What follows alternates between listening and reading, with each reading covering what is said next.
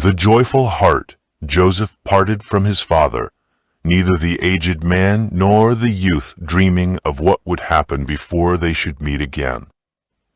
When, after his long and solitary journey, Joseph arrived at Shechem, his brothers and their flocks were not to be found. Upon inquiring for them, he was directed to Dothan.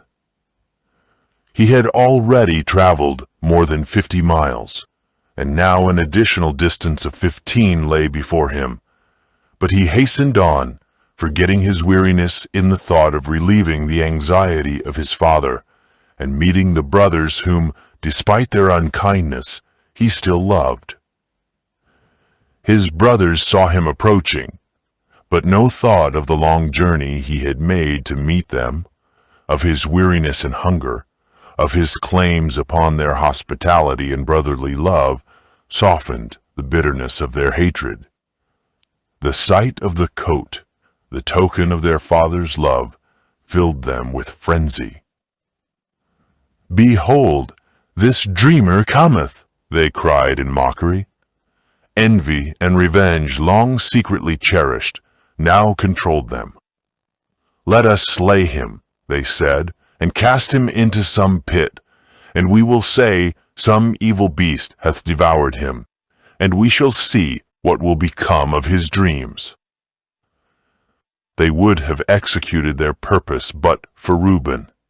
He shrank from participating in the murder of his brother, and proposed that Joseph be cast alive into a pit and left there to perish, secretly intending, however, to rescue him and return him to his father.